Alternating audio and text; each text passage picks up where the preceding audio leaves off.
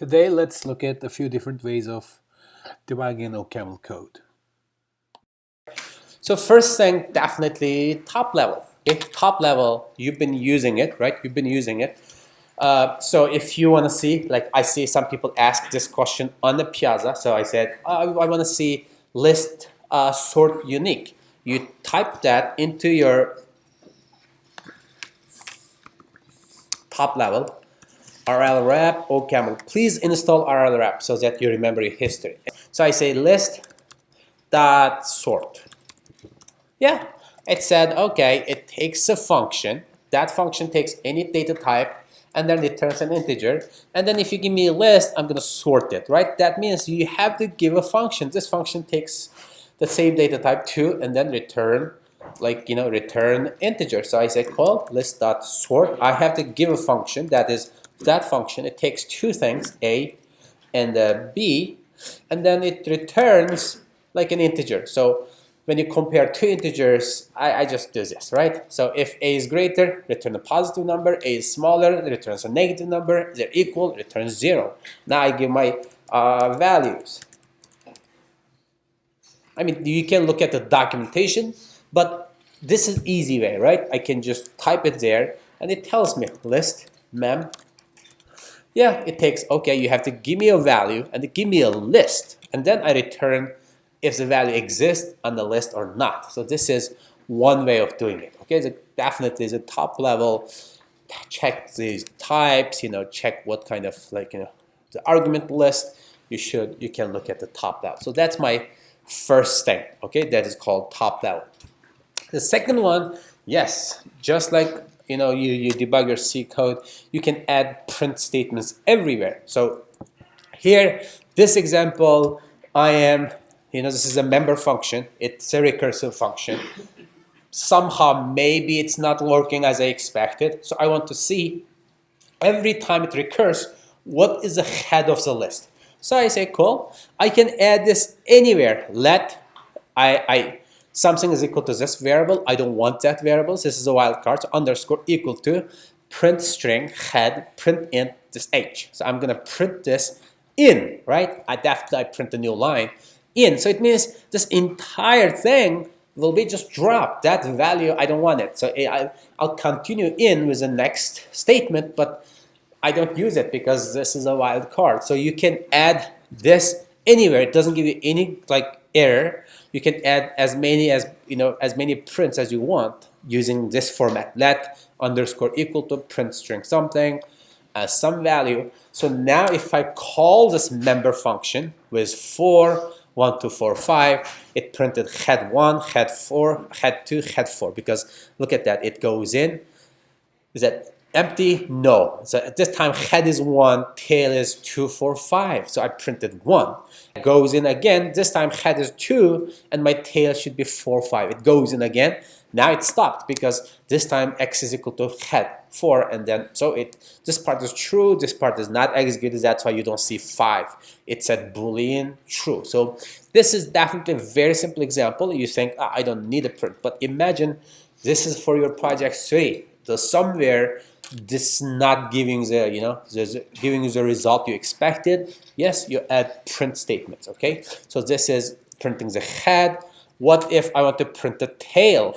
For that, we have a lot of utility functions in old projects, if you see, and then we did that in class also. This function prints like int list, right? It prints int list. So print int list using a fold. It generates a string and prints it. Now, it's the same member function, but this time I want to see the tail. Every time it recurs, I want to see the tail. Cool, fine. So I use the exact same format again, right? Exact same format right here. So I print string tail. So this saying, okay, drops that result. Now print int list. This is printing the tail. That is this. This is printing a tail, okay? It's just my user-defined function. And then print a new line, right? In, and then same function, right? If it's equal, stop, otherwise continue. So now if I run it as 1, 2, 3, 4, very first time, 1 is head, but this is my tail. This is first iteration, right? And then definitely 1 is not equal to 4. It does it again. So this, and it goes in, this time my tail is 4, 5, my head is 2. And we saw it in the previous example. So still not the end. It goes in again. This time my head is equal to 4, my tail is equal to 5. Head is true, this part is true, so it returned, right? It returned true. So it does not go all the way until this thing, right? If you give me a list with like if that 4 doesn't exist, and then eventually you will see it goes all the way until empty like list, and then it will return false. Okay, so you can add these kind of print statements, and most people do this, right? This is easy. You can comment it out later when you submit, but when you're doing the project, you can see those results. Question: anybody's doing it? Yes, no? You have to do this. Otherwise, I don't know how you debug your code for project 3. Cool. So next thing you can do is trace. So in the top level, if you type to trace, it traces your execution. So let's see, I have an example called add, right, plus. So let me actually see it here. So let's say I have a function, let add, what? X and Y is equal to X plus Y. Now I'm going to trace it. Trace add. It said, okay, now you're tracing add, and add 10 and 20. Look at that. It said your function received 10 and it returned a closure, right? It returned a closure. This is it. It returned a closure. Look at the direction. That closure needs another integer, so I gave 20 to the closure. Now it gave me the result of 30. That's why the result is 30. Now this is a simple function. Imagine you use it for something like member function, right? Something like member function. So for that, right, this is a trace result, and then you can do it for a member function. Just the member function we implemented now. You say trace member, and I give member 4, 1, 2. The 1, 2 does not have 4. So this is the execution. Because the member function is generic, look at the tick A, okay? If it's tick A, when you trace, it'll give you just say, oh, this is a polymorphic data type. So it's not very convenient, but you say, okay, so you have a list, you have a polymorphic list, and then you call the function with 4, and return the closure, and then you give the list with 2 values, and then it return, and then return the closure. Now you give 4, so it just execution process. If you want to see it, right? If you want to see these data, then you can restrict your data type. That is going to be, look at that. So now I say my data is int. It's not polymorphic data. It's just integer, right? I force it to be integer. Now my member function only takes int to int list. Now if I run, if I trace it, trace member, look at that. It's like 4 goes in, it returns the closure. 1, 2, list goes in, right? Now I have a closure that takes 4, returns a closure. It takes,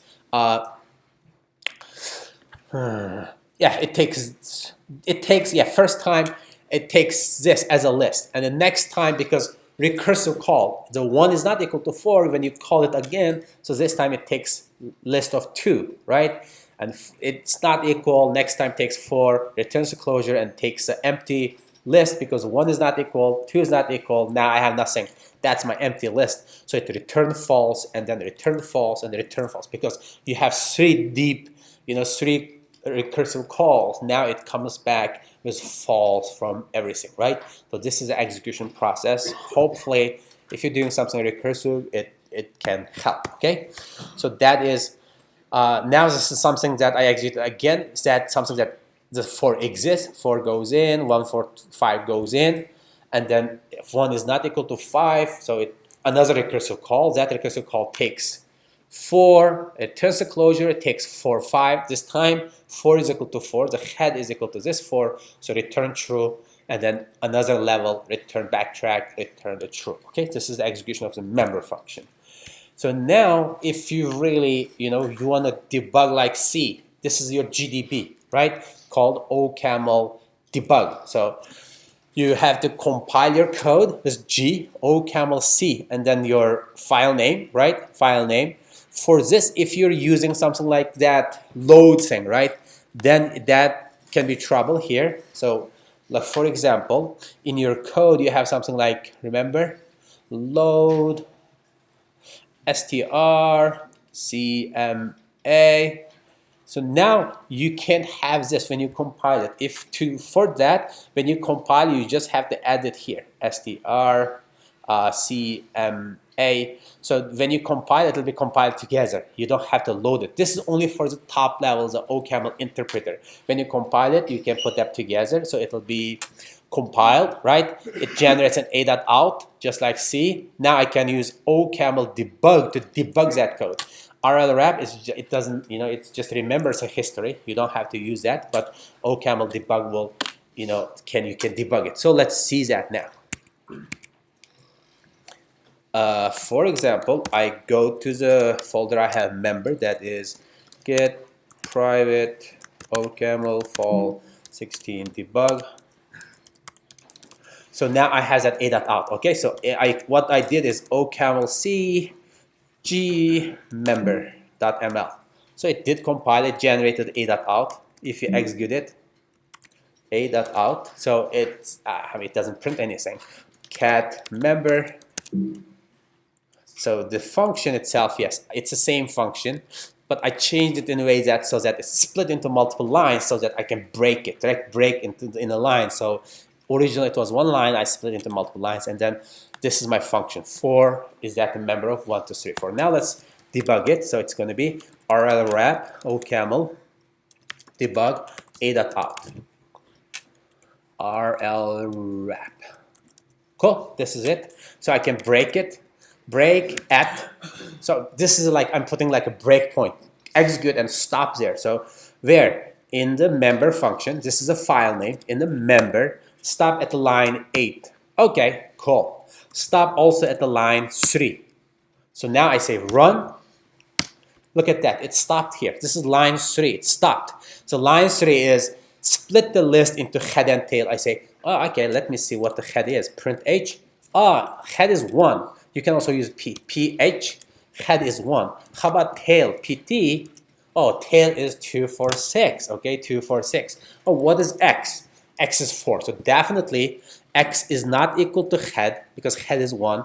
So I say, okay, now continue. Run. So now it's the next iteration, right? Now let's say p head. Oh, head is 2. P tail. Tail is 4, 6. px, x is still 4. So definitely they are not equal. I can say next. If you want to do line by line, say next, next. So it just executes one line at a time, next, right? Or run, so it will execute until the breakpoint, okay? Execute until breakpoint. So you can put break, you can run, you can next line, just one step at a time. You can just compile it like what you did with GDB. Okay, GDB. Also, if you're using Eclipse, then maybe it's even easier. Emacs, Emacs member.ml. So I load this file and then I say, how about execute that thing, caml debug inside Emacs. Just again, it's like C. I caml debug, what file you wanna debug? I say a.out, cool. So this will give me something like this. I say break at member 8, call break at member 3. Cool. Now I put the breakpoints. Now if I run, look at that. Look at this thing. It's saying, cool, now I stopped in this line. So I stopped there. So if you stop in this line, because I know this, I say, cool, I can print h, that's 1, print tail, that's 246, print x, okay, that's 4. Cool, I'm gonna go one line. It means because this is not true, so it comes here. I say next, go next, look at that. It jumped to this line. So now you can see the code and you know where it is. So this time I say px, that's 4, pt, that's 246. This is it. Now if I say next, this part will be executed because I stopped at this line, it'll go there, right? I say next. Come on.